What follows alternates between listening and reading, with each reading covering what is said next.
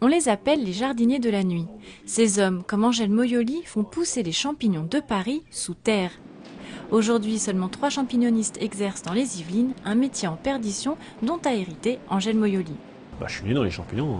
Ma famille, mon grand-père était champignoniste, mes parents champignonistes, donc c'est vrai que je suis né dans le champignon.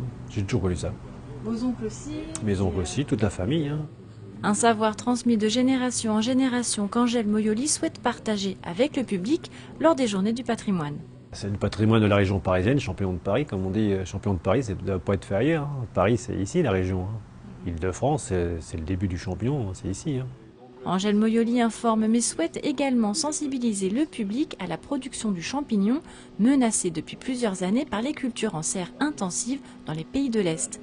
Si Angèle produisait jadis 900 kg de champignons de Paris par semaine, il se réduit à présent à 300 kg qu'il ramasse seul, car à Montesson, notre jardinier de la nuit s'occupe de tout.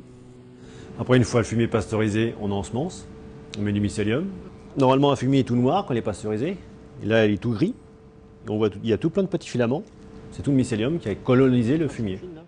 Après 15 jours d'incubation, les filaments sortent à la surface et les champignons commencent à se former.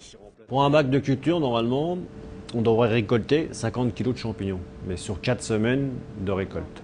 Pour le cueillir, le champignon, on le prend, c'est l'habitude, et on tourne. En tournant, on casse les filaments et on tire. Ça craque, et voilà. Parmi les champignons cultivés par Angèle Moyoli, des champignons de Paris blonds et blancs, mais aussi des shiitakes et des pleurotes. Elle pousse sur des blocs de paille. Bon, la paille est hachée, pasteurisée. Le mycélium s'est développé dans le sac en plastique. Il y a des trous qui ont été faits par une machine, quand ça a été ensemencé. On met de la lumière, ça pousse, après il y a maturité, on va cueillir. Et après, une semaine, 15 jours après, ressort du filament, comme le Paris, et se reforme une autre pleurote. Et là, on va cueillir pendant 1 mois, voire 2 mois. Quant au shiitake venu d'Asie, il évolue sur un mélange de paille et de sciure de bois, sans oublier la lumière. Pour tout savoir sur la champignonnière de Montesson, Angèle Moyoli recevra le public lors des Journées du patrimoine, samedi 15 septembre de 15 h à 17 h, puis les 20 et 21 octobre pendant la Semaine du goût. Et pour les gourmands, le champignoniste vend sa production tous les jours de la semaine.